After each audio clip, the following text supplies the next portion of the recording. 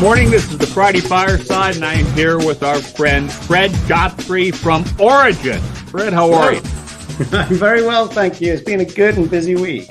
All right, and I do have to say that I learned earlier this morning that Fred has or used to go by Freddie, and apparently there's a story about little Freddie Godfrey. You want to tell that? Yeah, okay. All right. Little Freddie Godfrey. So the short version is that I was actually christened. Sorry, my name is Frederick on my birth certificate. I was christened Freddie, not Frederick, because my mum bribed the vicar with a bottle of scotch to christen me Freddie. And I was a Freddie all the way up pretty much until I emigrated 10, 12 years ago. And realized that in this country, there was a slightly too much of a propensity for people to spell Freddie wrong being with a Y. Yeah, okay. So I thought I'd just shave it down a bit and go with Fred, and it's been like that ever since, unless I'm in trouble, obviously. Okay, so and the back end of that story is you originally got your name from a bottle of single malt scotch. I assuming it was single. We'll go with that. Yes, exactly. Okay, we're okay with that. All right. All right. Now, Fred, we are talking about an announcement that you just made about a new product from Origin, but before we get to that, give us a little bit on what Origin is so people can understand it. Yeah, so in a sentence, Origin is a creative technology company whose purpose is to build incredibly dynamic and captivating CTV ad formats that allow brands or creative teams or media buyers to do an awful lot more on connected TV than they can today with a regular creative. Okay. And you just announced a new product called Aperture. What is Aperture? So this is the fourth member of the Origin family lineup. I'm very proud to say as we approach our fifth birthday. But in a single nutshell, Aperture is a new generation of video overlays designed specifically for creative teams, media buyers, or the brands themselves who run standard ads on connected TV, but would love to layer in an extremely dynamic element within their ad. Okay, let's see if we can try this and see if we can make it work. We're going to cut a promo in the middle of this show, and the promo is going to run. People have gotten used to seeing these things. So, Fred, you got 15 seconds. You've got one initial user of Aperture that you're very proud of, and that's something about Florida. Tell us about that. Actually, they are not live yet, but we have another client that requested that they had Aperture go live in a CTV campaign before we had even released the product, which is absolutely fascinating and testament, I think, to its upcoming popularity in the marketplace. But for them, they're using Aperture to run irregularly dynamic overlays in the form of push-ups that include a QR code and a dynamically changing call to action. But with Visit Florida and clients of the such, we have other plans in the pipe. Okay. I got to remember to let you know how short 15 seconds actually is. Okay. You use something called a push-up. What in the world is a push-up? Yes, well, I mean, it's a sort of sound like a push-up bar. When we built Aperture, we wanted to make it as simple as possible for any of the users, clients to understand. So we came out the gate with 6 different designs or widgets, if you will, that can serve as the dynamic overlay on top of their standard CTV creative.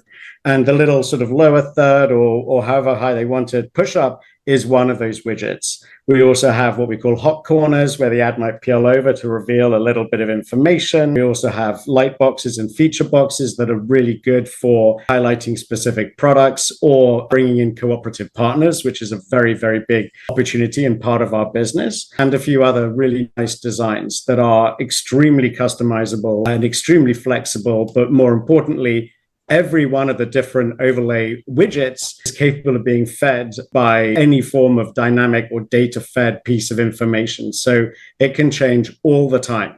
All right, let's get to a specific example of that. We were kidding about Red Lobster, who apparently discovered that people were stuffing their pockets full of free shrimp, all you can eat shrimp. And I know they're not a client of yours, but you never know. Red Lobster wanted to do something nationally. Yeah. and they wanted to have a new special every day, and they didn't want to reshoot the spot all the time, what could you do for them?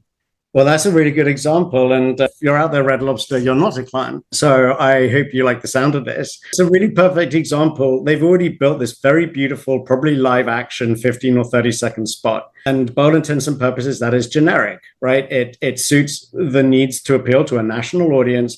And that is the rule book of traditional ads, where they could then use Aperture, either their design teams or their media agency as they plan a campaign, is to build this dynamic element into their creative that will tell viewers exactly what today's special deals are, even give them directions to the nearest Red Lobster. But to your point, and most importantly, that message can change not just every day, it can change every hour if they want. It's really important that a different ad at lunch than at dinner.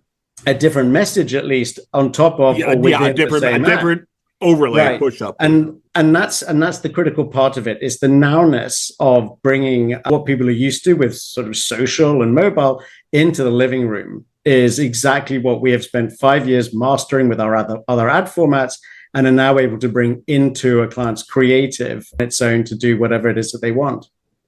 Now, in that specific case, and let's just kind of talk operationally, you wouldn't necessarily recommend that Red Lobster just start doing overlays on an existing ad. You would help them say, you know what, let's do a 15-second ad that actually works with different overlays every day, right? And something, right? Well, actually, that's a really important part of it. And I think I might answer the question slightly differently. Another thing that makes Aperture very different, which is, again, a very origin thing, is everything that your entire Aperture experience that we would build on top of Red Lobster's ad is actually designed and built in-house by Origin's own team, right? So it's not a case of you going in and deciding where it goes. We need to look at the ad. We look at the frame transitions. We look at the quiet spots. We understand the narrative.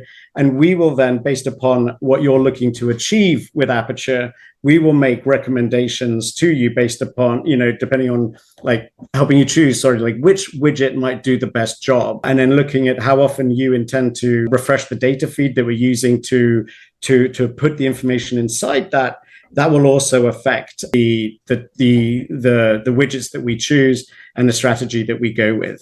All you need to do, Red Lobster, is give us your creative, tell us what you want to accomplish, and leave the rest to us.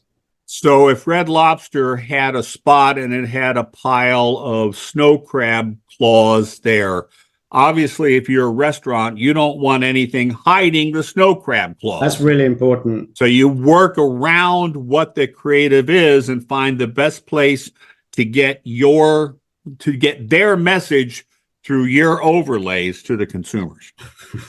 Forgive the dog here. That's okay. That's exactly it, right? Like the smoothness of a frame transition or a change in audio track even is important when you think about when an overlay might appear and when it might go away, as well as the purpose that it serves. Just having it suddenly appear halfway through the ad or just sitting there all along doesn't work, because your ad is a beautiful thing. It should be respected and elevated, not have stuff stuck on top of it where it doesn't need, but also, and something that we have a bit of a pet peeve about, your ad also shouldn't be shrunk back to accommodate this broader ecstatic experience. You're paying a lot of money for those pixels. So why are you suddenly only going to get 40% of the screen? And that's one of the big problems that Aperture wanted to overcome, is how to be more dynamic than some of those alternatives, how to be more engaging, but to do it in a way that reinforces and coexists with your creative rather than building a potentially competing viewer experience around it. Now, we know that you would be thrilled to work with Red Lobster's agency and their creatives to do the work, but you might also want to work with a streamer, a platform, who wants to sell Red Lobster more advertising. How does that work? Well, there are a number of ways that we, are already talking to streamers, channel owners, media owners, etc., about Aperture. And at the moment, it's all still very much wishes and dreams and hypotheticals, given that this was released 12 hours ago. But one of the ways, might be, as we discussed before, a channel owner may be able to leverage Aperture to put far more effective and timely tune-ins into their show content, right? But also these streaming services sales teams can also use Aperture in pretty much a white label capacity to be able to offer their clients, let's say, overlay-based show sponsors, for example, a great way to capture a few incremental dollars or to offer added value to Red Lobster, right, to have them spending more. That's a huge part of how we wanted to engineer the simplicity of the product. And even when that happens, everything still gets built, designed, and goes through the approval process on the origin side before the client gets it. All right. Now, you mentioned tune-in, and we had a bit of this conversation. If I'm watching an episode of Shogun on Hulu, and I have watched the episode right after it premiered, and after I go through all the credits and everything, it says, click here, next episode. And I go to a menu and it says, next episode is next Thursday. You could actually not only have the message on screen, watch again next Thursday. Here's the really important thing. If I'm watching that show on Wednesday, you could actually have this thing say, new episode premieres tomorrow. Absolutely. This immediacy and the nowness, right, which is really important to keep people's attention, to get them television, dude. At least mentally or emotionally engaged, right, requires that. And, when I look back at old TV and I look at how fabulous tune-ins were, and we do think that it's something that is missing. So to be able to bring again, we spent 5 years mastering our dynamic creative capabilities, all stemming from the products we launched back in 2019. Aperture simply leverages everything that we've invested in, everything that we have built. And at the end of the day, it doesn't matter whether you're a channel wanting to put a tune in or a brand wanting to talk about today's deals on shrimp to stuff in your pockets, right? You still want a message to feel timely and now. And that is what gets people interested. Imagine also, for example, a show is really trending right on social, and you think maybe that's the way to get people engaging, to even just to display in your tune-in the latest tweets or the latest reviews or something like that. Something that makes people think, hang on a second, that was just a few moments, that was just now. How can it be here? That's what we do. We like to wait a minute. Freddie just said that this is the best show he ever saw, and you actually just there you go. Yeah. Okay, now wait a minute. You mentioned old TV, and I guess I qualify as old TV. Fact of the matter is, in my world, in the studio production, and we're doing overlays, and we're doing bugs, and we're doing this, and we're doing that, and we have an expensive studio and a team of 20 people doing that stuff. You actually have the ability to do a relatively inexpensive and quick and current, timely overlay onto content that's already in the can. Correct. That in the can piece is really important. I know that. I mean, look, dude, everything's in the can now. Right. Whether it's a show or a brand who's already made a beautiful creative, right, but maybe thinks they need or want to do more, or they want their show, or in the instance of a brand, they want their creative to have a longer shelf life, right? Because the half-life of a static creative that doesn't change diminishes over time. And yes, the answer is that, we exist in an era where this needs to be simple and it needs to be no lift. And also something that's really special about Aperture, and in fact, all of the solutions that we brought to market, is none of them require any code or integrate or SDKs or any kind of tech integration in order to be served or to run. That all happens at the back end, right down inside the dungeons of Origin's, sort of proprietary technology. And what gets shown to the world is nothing but a flat file. That's really critical. Okay. Two more things. One of the things we mentioned is that a lot of folks are playing with QR codes. And as I pointed out, one of the issues of QR codes is you stick it in the corner of the screen and people tend to go, QR code, schmear code. I don't need that. Unless somebody points to it and said, today's special is right here. or click here to do this and that and the other thing, all of a sudden you have just dramatically improved the popularity, the functionality of the QR code. So in essence, absolutely. Like number one, at Origin, we're big believers in the prospect and potential of QR codes on the basis that they are just a portal, right? They are a portal that takes you to a place, and that's right. But you got to get someone to go there. To get their mind from the TV to their phone to a second device. Yep. And they are very good at that. However, to your point, it's difficult to know how to use them to make them enticing. So first thing I want to plug is if anyone goes to Origin's site, you can download a nationwide survey we did last year where we asked 7,000 households, how do you feel about QRs on TV? What would make you scan them more? What don't you like about them, right? And through that and other like creative best practices, build a better and more effective QR-based QR initialized second screen experience. But to your point, again, like being able to affect and to impose that timeliness, right? Like, you've got 15 seconds to scan this in order to get $8,000 off your next bucket of shrimp, right? Like, that kind of messaging is really critical, as we learn in our research, to actually getting someone to do what it is you want them to do, which is why also you need to be dynamic about it. You also want to be able to speak to different people in different regions, or maybe, you're talking to a family versus, a single dweller, right? Like if you can have any kind of story that speaks to them, then you're far more likely, this is what the results show, you are far more likely to get them to do what it is you want them to do.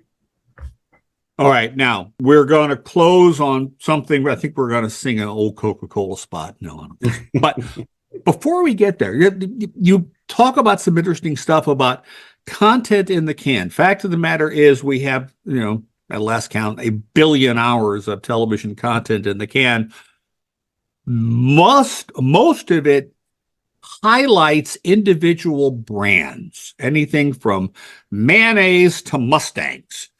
And beyond product placement, if I own a show that has a Mustang in it, I could come to you guys and find out a way to highlight that Mustang and ask viewers to go to their local Ford dealership to test drive the new Mustang, EV, by the way, the new Mustang. And then I go take that to Ford and say, give me more money. Look what we can do here. Absolutely. And I haven't had to shoot anything. Absolutely. Like that's absolutely, that's such a big part of what drove us to build Aperture, right? It's the power of being able to extend or amplify cooperative projects and partnerships onto TV in exactly that manner, right? But also take an instance where you're not the channel owner, but let's say you're a brand, right? And you're a brand that has cooperative partners that you're able to work with really well and to make millions of dollars together on other screens, to be able to bring one of those, to have an overlay that every day features a different highlight product or partner spotlight or something like that. But for you not to have to recut your ad or to do anything beyond simply choose the right widgets, the right narrative, feed us the right data, and to be able to promote those cooperative partners right there inside your spot is, that's a gift that, that we're already seeing people line up for, because we really believe in the power of cooperative partnerships, as a few of our clients know. All right. Speaking of cooperative partnerships, you used the phrase, and we're not going to sing the Coca-Cola spot, but you want your overlays and Aperture to coexist in perfect harmony. In harmony with that creative, something that we touched on before. In essence, our goal is to make the viewer not even realize that what they're seeing, that an Aperture amplified creative, has an additional creative layer to it. We don't even want them to know that. We want all to focus on you, the brand. Got it. All right, buddy. Well, Freddie, thank you, man. I appreciate your time. And we will sign off, and this will air on, May 31st, dude. Thank you, man. Great. Right after my birthday. Thank you so much for having me. I really do appreciate it. I love your work. Bye-bye.